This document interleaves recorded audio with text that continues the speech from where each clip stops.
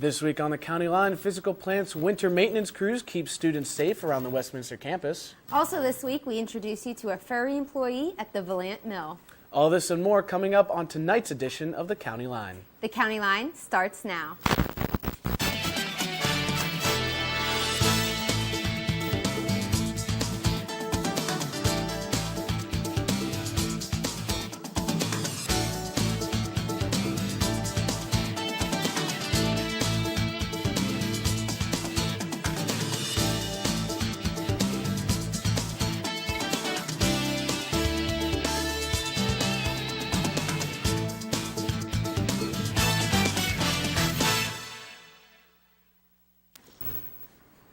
Good evening and welcome to the County Line. I'm Bradford Eric. And I'm Ashley Bishop.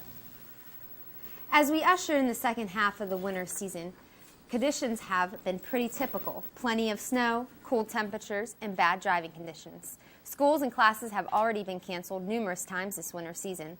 However, many Westminster College students wonder why they never get a snow day. The County Line's Marshall Capelli shows us how Westminster College's physical plant keeps walkways and parking lots free of snow and ice.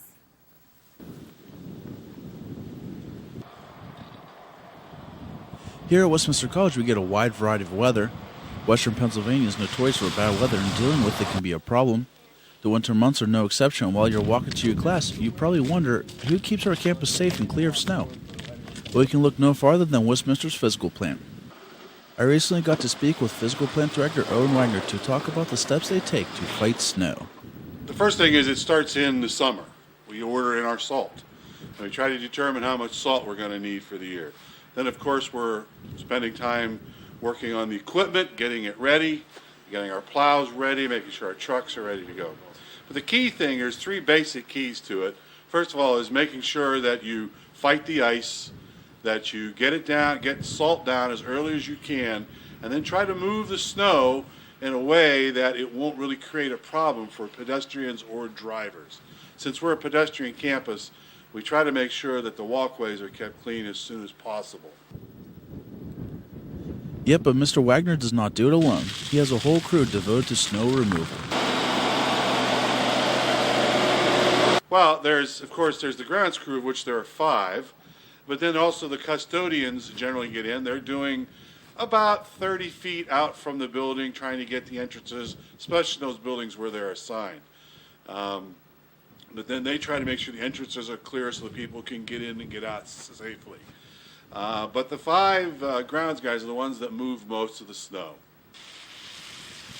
Those hard-working employees start every morning, but all their equipment makes the job easier. Well, we have 2 basic pieces of equipment. The first one, the one that I talked to, is this piece here, which is a small tractor with a blade.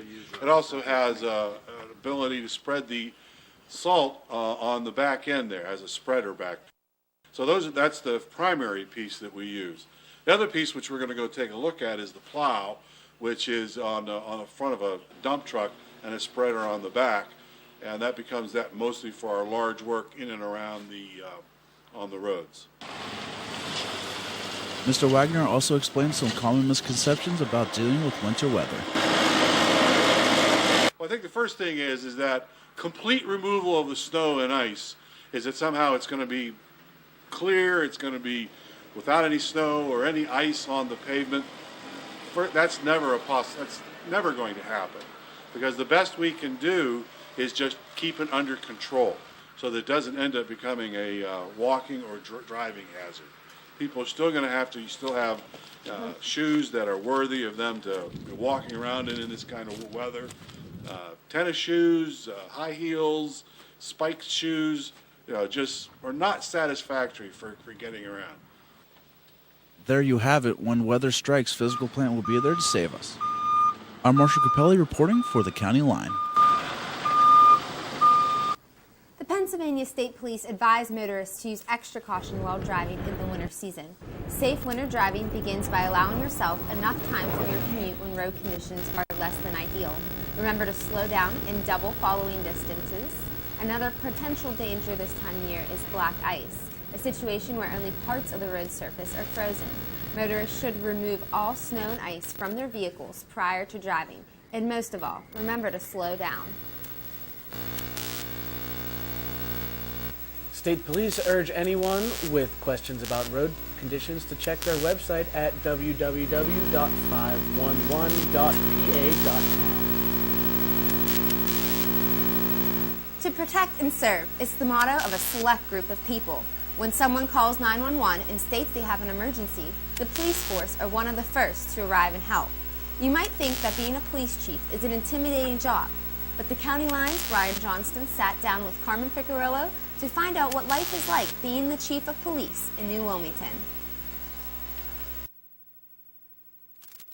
With a very unique population in a small western Pennsylvania town, you would think your job might not be that exciting. But for Police Chief Carmen Picarillo, he says something different. It's interesting. It's very interesting, and that's one of the things that I like about my job. One part of his job he likes is the interaction he has with people. I've always mentored young people. So for me, being in a small town, I have the opportunity to work with kids from basically pre-kindergarten age right up through college level. And I very much enjoy that. There's a lot of challenges. You would think that I would be the teacher, but as many times as I'm the teacher, I have the kids teaching me. And I think that's great. The college plays an important role in this community. We consider the college community, the students, the faculty, the college staff, the employees that work over here, we consider them an important and vital part of our community. For 7 months of the year, New Wilmington is home to roughly an additional 1,500 residents. You might think this completely changes the way the police handle their duties. It does make a difference in how we patrol, where we address our attention at different times during different days of the week and different times of the year. It creates a little more of a a community security problem from the standpoint of there's that many more people to protect. Obviously, we are concerned, as we are with our high school campus, our school system campus here, about the potential for critical incidents. And so we train for those, we try to patrol accordingly, we try to establish informational contacts that would help alert us to problems before they occur. If the Amish had to deal with the police, Chief Picarillo has noticed two characteristics that make them stand out. I have always found them to be extremely cooperative with us. I've always found them to be extremely honest with us. Have there been exceptions to that? Sure. They're human beings. When driving around the area in a vehicle with modern-day horsepower, you may find yourself behind the original horsepower that is still in use today, with a few modern parts that can sometimes be an issue. By their very nature, they can be a problem. By their very nature, they're a traffic hazard, especially at night. They're bad enough when they're in compliance with the minimal lighting requirements, which is the flashing four-ways. But they don't have headlights. They're battery-powered. The batteries can go dead. They actually have, most of the buggies actually have the capability of utilizing turn signals, but they don't use them. Yeah. But the thing that has amazed me is that we don't get that many motor vehicle accidents that involve a motor vehicle and an Amish buggy. We just don't get that many. And to me, that's a miracle. Being the chief of police in a very small town with a unique population, you never know what your job might bring. I'm Ryan Johnston, reporting for the County Line. Coming up on the County Line, we show you the Volant Mills friendly feline employee. Titantown Sports is on the way as well. Stay tuned.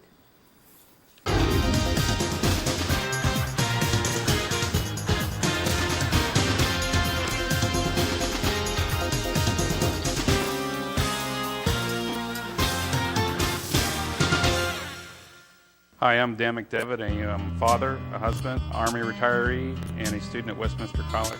It was nice finding a college so close to home with high academics, was going to put me in the job market right after graduation. If I was to tell another adult student why to come to Westminster, I'd tell them for the academics, the one-on-one personalization they'll get with their instructor, the small classroom experience. I know with this college experience is going to open a lot of doors for me. My kids are supportive of me going back to college. When I get good grades, they're all happy. They're like, way to go, Dad.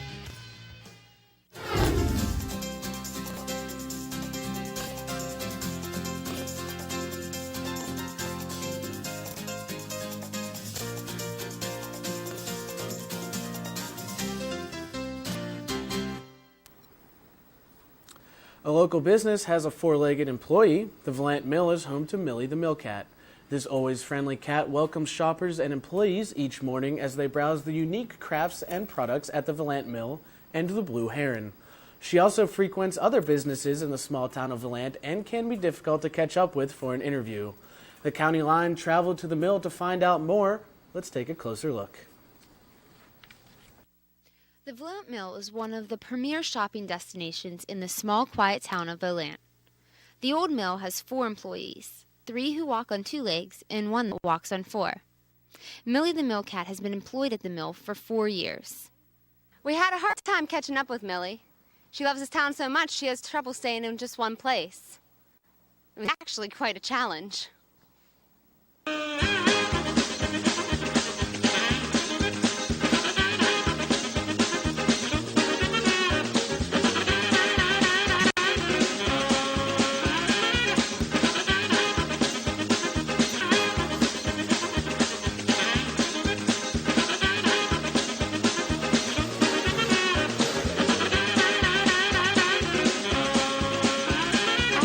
Up with Millie, we learned a lot about her and followed her while she worked. The mill adopted Millie to take care of the mill's vermin problem. Is very friendly to people, and she works the night shift here and I work the day shift, so we work as a team. Millie lives in and outside of the mill and takes her job very seriously. She catches birds, mice, rats, moles, chipmunks, and she has brought me a rabbit the size of herself. Besides catching vermin, Millie is also the town's mascot. Millie can be found inside or outside of the mill, laying around or greeting customers. Millie, where were you hiding? Millie is beloved by many.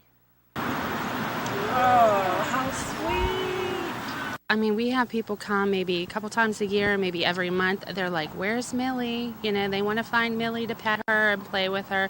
So people do look for Millie when they come to town. She's just a wonderful asset, I think, to the town. People worship her. They come in and ask for her. They come to find her. And one guy told me, he says, I come up on special days for 2 things, to greet the cat and to get Amish donuts. Millie makes working at the mill very enjoyable. Comes up on the counter and she tries to play with our mouse for a computer, and she just has a good time. So the next time you're in Volant, keep your eyes peeled for the fun, fearless, friendly feline. I'm Ashley Bishop for the County Line. If you want to visit Millie and want to check out the Volant Mill, they are open as follows: Monday through Saturday, 10 a.m. to 5 p.m., Sunday, noon to 5 p.m. If you want to learn a little bit more about the history behind the mill, tours are available as well. Tours need to be booked in advance and cost $3 for adults and $2 for children. To book your tour, visit volantmills.com. Area anglers can expect plenty of bites when fishing Neshannock Creek this coming trout season. The Pennsylvania Fish Commission's annual preseason trout stocking takes place Saturday, March 5th in Volant. Watch 15,000 trout enter Neshannock Creek starting at noon, and be sure to stick around for the volunteer fire department's all-day pancake and sausage fest. Up next, we take you inside the world of area athletics and Titantown sports. Mike Hazlett and Marshall Capelli have all your scores, stats, and stories. Stick around, more County Line is on the way. You can make a difference at Westminster College. Westminster has earned the nation's highest honor for community service for 3 straight years. Classroom lessons are put into action to benefit the community. Experience service the Westminster way.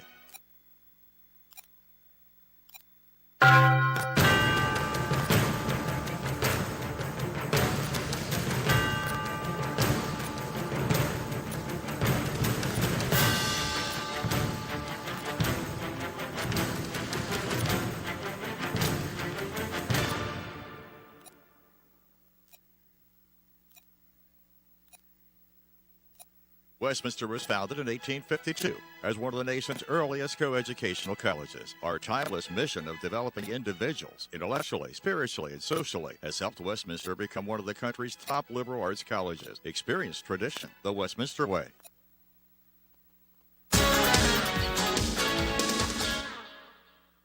Good evening, sports fans, and welcome to a February edition of Titantown Sports. I'm Mike Hazlett. And I'm Marshall Capelli.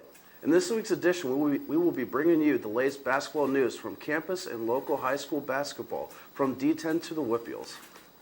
The Westminster men's basketball team will be looking for a strong finish to the season. The team set a Westminster College record this year. They lost 17 consecutive road games before finally breaking the streak with a victory against Waynesburg College, 86-61. Both are wins in the single digits. The Titans will fight hard in the final 3 regular season games. First game will be against Teal College, who beat the Titans in their last encounter, 77-64. Next, they will take on the Golden Tornadoes of Geneva College in non-conference play. Geneva also came on top of the Titans earlier in the season with a 93-80 victory. And finally, the Titans look to cap the season off with a victory against Grove City College, who the Titans beat 69-62. We had a chance to catch up with assistant coach Bob Kerr to get his insight on the outcome of the season and how the team grew up. It's all based on the fact that the guys I like to think are no longer young. They're freshmen still by age and by year in college. But when you're 20 games into the season here, and by the time the PAC tournament rolls around, which would be our 25th game, I don't like to think of them as young and freshmen anymore. They've got enough experience. Everyone has logged a lot of minutes playing, and I like to think that they're pretty well off and know what to expect from here on out. The girls' team is also looking to gain some momentum to take into next season. First, they will face the Teal team that junior forward Emily Dolsack put a career-high 23 points on in their last meeting, with the Titans losing 59-68.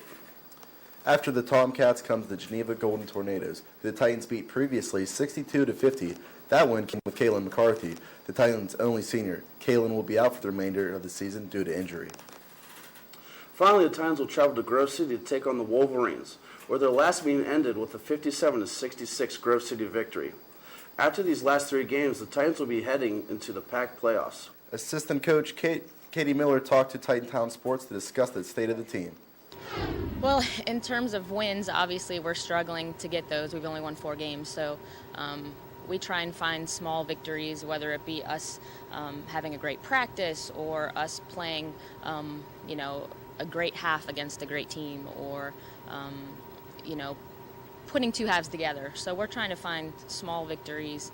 Well, we only have 1 senior, so we are playing a lot of freshmen and sophomores, and I think that's what you have when you play, especially freshmen, is that inconsistency. They're not used to the college game. They're adjusting to, man-to-man defense. A lot of high school players play zone, and so they're trying to adjust to the pace of the college game, and so I think that's where a lot of the inconsistencies have come from, is playing those young kids. But, they're getting some great experience this year. And with both teams' seasons coming to an end, that could mean only one thing: playoffs.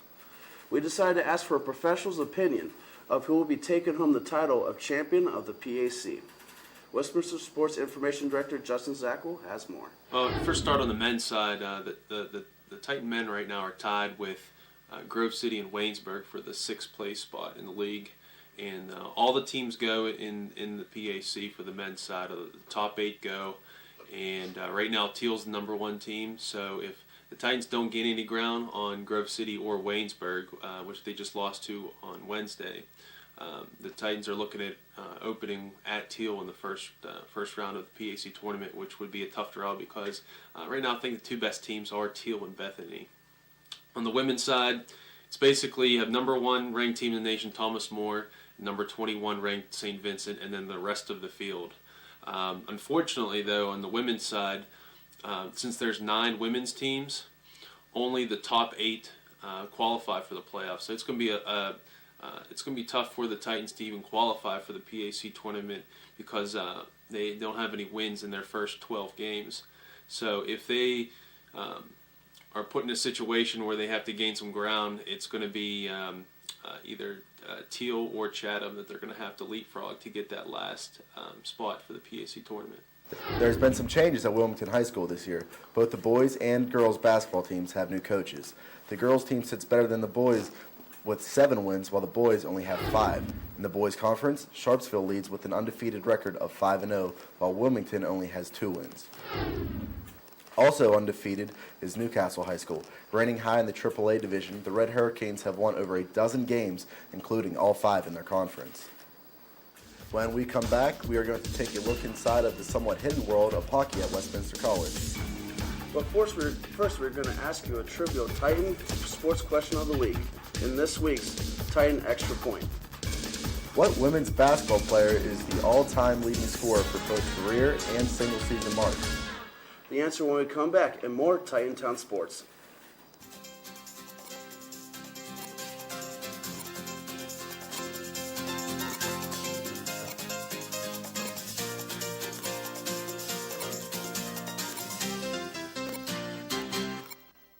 The liberal arts work at Westminster College. Westminster graduates have a 96% placement rate. They have developed the skills needed to succeed in any field. That's what makes the liberal arts so powerful and flexible. Experience success the Westminster way.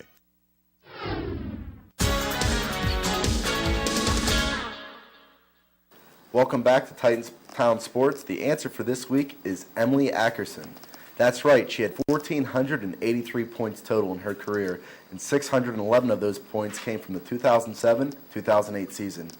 I don't think you have those kind of hops, Marshall. No, I don't. It's okay, neither do I. Now, ever since the Pittsburgh Penguins drafted Sid the Kid Crosby, hockey has come back to the area. With pickup games being played all over western Pennsylvania, it's easy to pick up on the hockey vibe. However, when one looks under official Westminster sports, hockey isn't there. There is a hockey club, though, and believe it or not, they have other clubs to play against. Titan Town sports reporter Vanessa Weber has more on what the club has to offer. With so many hockey fans on Westminster's campus, it's surprising why the team isn't well known throughout the student body. President of the club, Junior Shane Swigart, says that up until recently, the hockey club has been nearly non-existent. Recently, we've increased our awareness on campus, but prior to this year, we were pretty much ghosts. You would tell people, hey, you want to come to the hockey game, and they thought the Pens game. So this campus really didn't know about us till this year. The guys on the hockey team are all very passionate about hockey. Freshmen Josh Beastel and Swigart tell us why they've chosen hockey over other sports at Westminster. I love the sport ever since I started. I just love to skate, love to play. It's just a fun game. It's the fastest sport. I mean, it's constantly changing. It's never the same. You really don't get a break, so it's kind of fast-paced, in your face. Although it's a fun game, it also has its risks. Hockey can be a very violent sport with many fights happening on the ice. Sophomore PJ Woods, vice president of the hockey club, shares his fight experience. I got hit in the back of the head with a stick, like a baseball bat. It was when I got in a fight, and I got knocked out. It was not fun. Beastel says that chemistry on the team is still in the works, but has hopes for the rest of the season. Yeah, I think it's early in the season, so we're still trying to work it out, and there's new guys out on the ice right now that I've never played with yet, so it's gonna be a little different, but we're working it out. We're getting better. The hockey team plays about 2 to 4 games a week and will play an average of 30 games a year. There is a lot of time for anyone who wants to join any time in the season. Oh yeah, I'm always telling people to come out. It's fun. It's just a fun sport to play. Not only do the guys encourage more people to come play all the time, but the team needs fans. Swigart explains that fans are very important to the game. We always play better when we have people to play for. Sometimes you get here and there's only maybe 1 or 2 people we know. And then sometimes when you guys first came, there was probably 15. So it gives us a lot of energy to keep playing. So if you're interested in playing hockey just for fun, join the team. The members would love to have anyone who wants to play. And if you aren't interested in playing, go out and support the team. They love fans. In Lawrence County, I'm Vanessa Weber for the County Line. I'm not afraid to admit it, Marshall, but I've never actually tried ice skate before. Maybe we should try it sometime. Go out for the team? Maybe. All right. Well, that wraps up this segment of Titan Town Sports. Be sure to tune in next week as we take a look at more local sports. I'm Mike Hazlett. And I'm Marshall Capelli. Stay tuned. More County Line is up next. A 300% increase in applications in the last 3 years and top rankings nationally in educational quality and value, it's the perfect time to discover Westminster College. Discover the core values that separate Westminster from other colleges. Discover the Westminster way.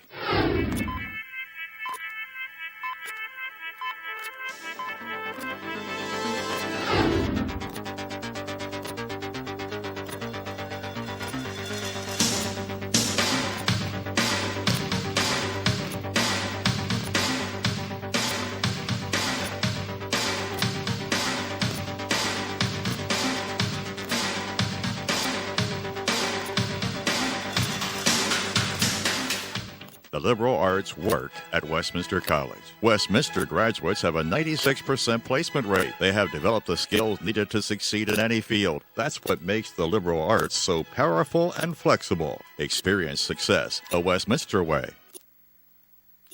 Lawrence County is home to numerous historical and memorable sites, many of them at Westminster College. The ivy-covered walls of Old Main are a symbol of the school. Lake Brittain is another of these local landmarks with its scenic shores and an unusual shape. However, students recognize a more colorful landmark as a remembrance of their college days. The County Line's Pat Silvas tells us more about this monument to Westminster's fraternities and sororities.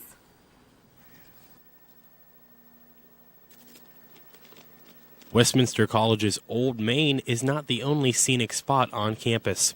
The Rock, located by Lake Brittain, is a paint-covered monument for various student organizations. Associate Dean of Student Affairs Camille Hawthorne explains the Rock's origins as a testament to the work of a former college president. The rock was placed there so they could put the plaque on it to say, this is Lake Brittain, donated by, William during the William Orr presidency of the college. Despite the boulder's intent as a monument, fraternities and sororities began painting it. The plaque would remain on the rock until a less decorated location was built. Now, when we built the boathouse on the other side of the lake, that plaque got moved over there because it seemed like all the Greeks was wanting to paint the entire rock, and the conditions were you couldn't paint the plaque. Other groups besides Greek life like to leave their mark on the rock. Interfraternity Council advisor Scott Renninger has spent over 30 years at Westminster. He says attendees of the New Wilmington Missionary Conference painted the rock the first time he and his wife ever saw it. We came in late July, and I don't know, they would paint different symbols on there, perhaps the names of young men or women who had decided to go into the mission field, leaving the conference to be missionaries, different things, and they no doubt have painted the rock numerous times themselves. Renninger says anyone can paint the rock. Whoever can go down under the cloak of darkness with a paintbrush and a can of paint the rock. And you wake up the next morning and voila, there it is, in whatever color you want with whatever name or symbols you want on it. And who knows what the rock will look like tomorrow. I'm Patrick Silvas for the County Line. Good. That's the news for tonight's edition of the County Line. Be sure to check out WCN247.com for all your local and campus and community updates. And we hope to see you next week for another edition of the County Line, as well as all the latest sports action in Titantown sports. Good night. Have a good night.